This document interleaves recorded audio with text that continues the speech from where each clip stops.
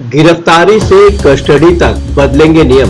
किन मामलों में हथकड़ी लग सकेगी या पुलिस किन मामलों में आपको हथकड़ी लगा सकती है, जाने 1 जुलाई से क्या क्या बदल जाएगा। 1 जुलाई से 3 नए क्रिमिनल लॉ लागू होने जा रहे हैं। आईपीसी की जगह भारतीय न्याय संहिता और सीआरपीसी की जगह भारतीय नागरिक सुरक्षा संहिता लागू हो जाएगी। भारतीय नागरिक सुरक्षा संहिता में गिरफ्तारी से लेकर कस्टडी समेत कई बड़े बदलाव हुए हैं। जानते हैं कि पहली तारीख से क्या क्या बदल जाएगा। नमस्कार, आप देख रहे हैं न्यूज कॉल 24। मैं हूं आपके साथ सुशील गिरीश। न्यूज कॉल 24 के साथ बने रहने के लिए अभी इस चैनल को सब्सक्राइब करें, फॉलो करें और नोटिफिकेशन में जाकर ऑल का ऑप्शन दबाना बिल्कुल न भूलें। आइए बढ़ते हैं खबरों की तरफ। जुलाई की पहली तारीख से 3 नए क्रिमिनल लॉ लागू होने जा रहे हैं। इसके बाद 1860 में बनी आईपीसी की जगह भारतीय न्याय संहिता, सीआरपीसी की जगह भारतीय नागरिक सुरक्षा संहिता और 1872 में इंडियन एविडेंस एक्ट की जगह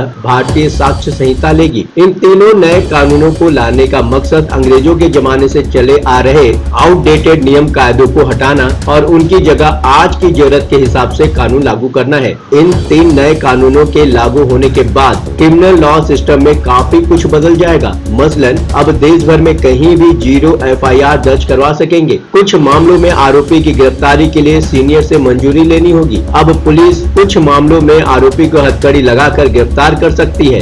अब कहीं से भी 0 एफआईआर हो सकते हैं। अब देश में आप कहीं से भी 0 एफआईआर दर्ज करवा सकेंगे। इसमें धाराएं भी जुड़ेंगी। अब तक 0 एफआईआर में धाराएं नहीं जुड़ती थी। 15 दिन के भीतर 0 एफआईआर संबंधित थाने को भेजनी होगी। नए कानून में पुलिस की जवाबदेही भी बढ़ा दी गई है। हर राज्य को अब हर जिले के हर पुलिस थाने में एक ऐसे पुलिस अफसर की नियुक्ति करनी होगी जिसके ऊपर किसी व्यक्ति की गिरफ्तारी से जुड़ी हर जानकारी रखने की जिम्मेदारी होगी। पुलिस को अब पीड़ित को 90 दिन के भीतर उसके मामले से जुड़ी जांच की प्रोग्रेस रिपोर्ट भी देनी होगी। पुलिस को 90 दिन में चार्जशीट दाखिल करनी होगी। परिस्थिति के आधार पर अदालत 90 दिन का समय और दे सकती है। 180 दिन यानी 6 महीने में जांच पूरी कर ट्रायल शुरू करना होगा। अदालत को 60 दिन के भीतर आरोप तय करने होंगे। सुनवाई होने के बाद 30 दिन के अंदर फैसला सुनाना होगा। फैसला सुनाने और सजा का ऐलान करने में 7 दिन का ही समय मिलेगा। गिरफ्तारी के नियमों में बहुत ज्यादा बदलाव नहीं किया गया है। भारतीय नागरिक सुरक्षा संहिता की धारा 35 में एक नया सब सेक्शन 7 जोड़ा गया है।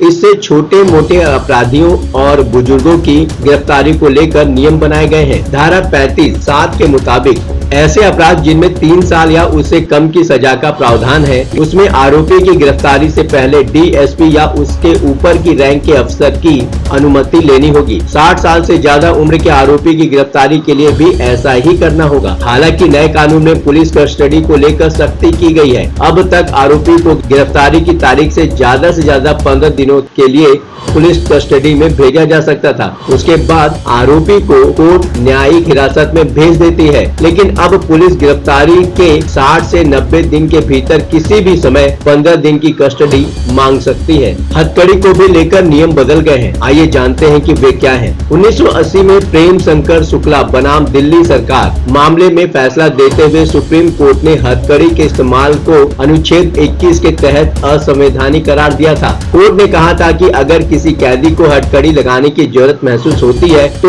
उसका कारण दर्ज करना होगा और मजिस्ट्रेट से अनुमति लेनी होगी। लेकिन अब भारतीय नागरिक सुरक्षा संहिता की धारा 43(3) में गिरफ्तारी या अदालत में पेश करते समय कैदी को हथकड़ी लगाने का प्रावधान किया गया है। इस धारा के मुताबिक अगर कोई कैदी आदतन अपराधी है या पहले हिरासत से भाग चुका है या संगठित अपराध या आतंकवादी गतिविधि में शामिल रहा है, ड्रग से जुड़े अपराध करता हो, हथियार या गोला बारूद, हत्या, दुष्कर्म, एसिड अटैक, नकली सिक्कों और नोटों की तस्करी, मानव तस्करी, बच्चों के खिलाफ यौन अपराध या राज्य के खिलाफ अपराध में शामिल रहा हो तो ऐसे कैदी को हथकड़ी लगाकर गिरफ्तार किया जा सकता है या मजिस्ट्रेट के सामने पेश किया जा सकता है।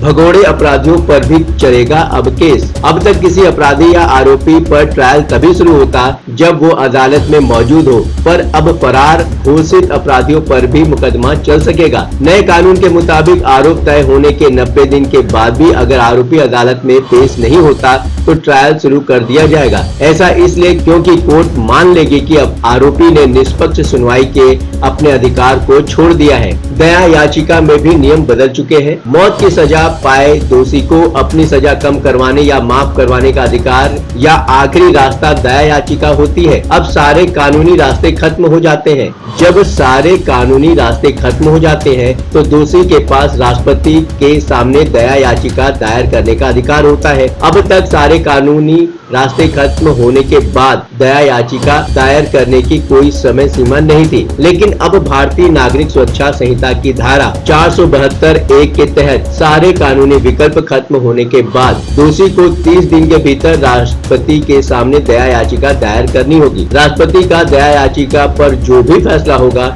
उसकी जानकारी 48 घंटे के भीतर केंद्र सरकार को, राज्य सरकार के गृह विभाग और जेल के सुप्रिंटेंडेंट को देनी होगी। इस तरीके से गिरफ्तारी से कस्टडी तक के सारे नियम बदल रहे हैं। कुछ नियमों में सख्ती की गई है। आप अपने विचार हमें कमेंट के माध्यम से भेज सकते हैं। लगातार खबरों के लिए बने रहिए न्यूज़ कॉल 24 के साथ। नमस्कार।